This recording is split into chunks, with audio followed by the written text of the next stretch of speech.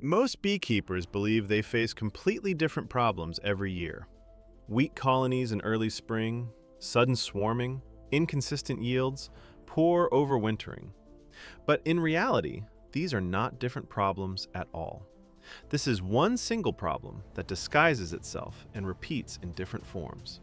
And every year, the beekeeper's solution looks exactly the same. We need to buy better queens. You purchase new genetics. You switch suppliers. You pay high prices on the market. On paper, it looks like guaranteed progress. In practice, you are simply importing someone else's problems into your apiary. You create a fragmented system. One hive is aggressive, another is calm but extremely weak. A third produces heavy honey yields but swarms before the main flow. Your season turns into pure chaos. Today, we are doing a complete economic analysis. We uncover the hidden cost of buying queens. We show you a clear return on investment formula. Exactly how much you lose and how much you gain when you take control of your biological system. Welcome to a new episode. If you want the truth about beekeeping based strictly on numbers, not romantic stories, you're in the right place. Hit subscribe. Let's begin.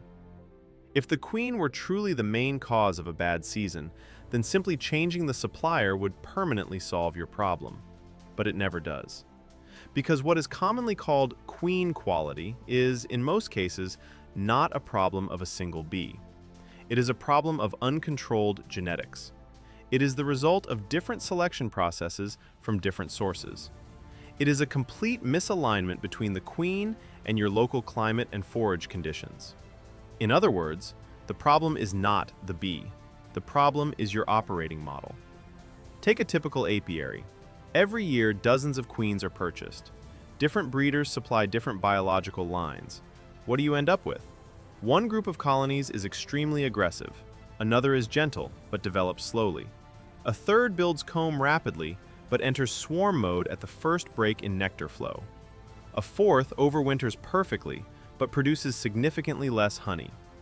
Instead of one stable apiary, you now have 100 different biological behaviors in the field, and you are trying to manage, feed, and treat them as if they were identical. This is where your main financial breakdown begins. When you buy queens, the price you see in the listing is not your only cost.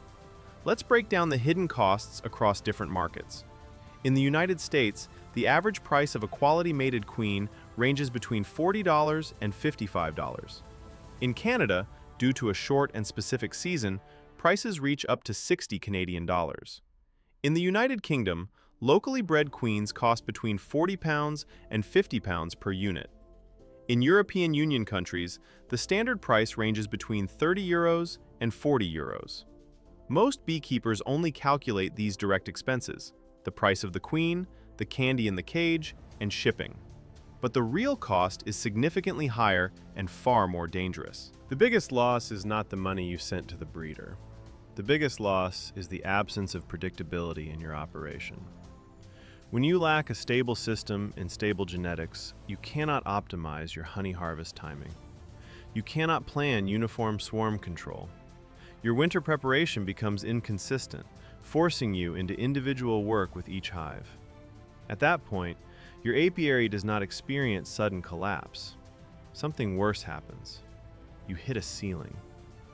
Every year, you reach the exact same maximum yield. No forward movement. You work more and earn the same.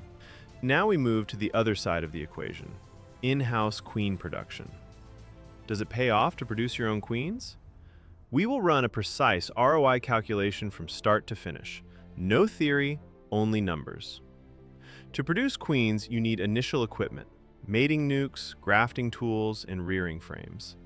The full setup costs between $200 and $500, depending on the size of your operation.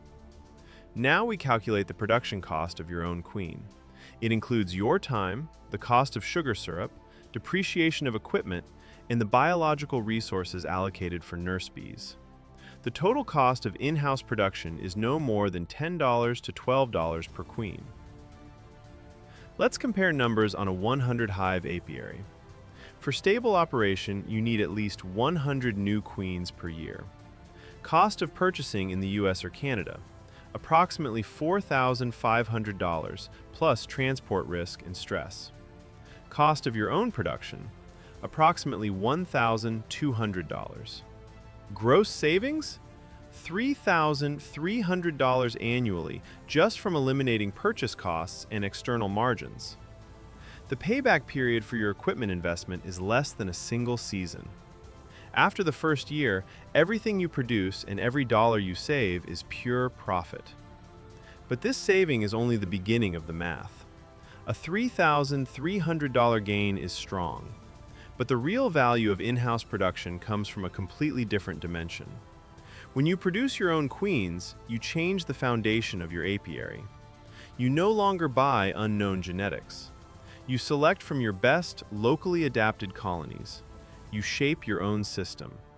This brings direct benefits: uniform spring buildup, more stable and calmer colonies, faster fieldwork, higher predictability of yields, simplified swarm control, and most importantly, you stop reacting to problems.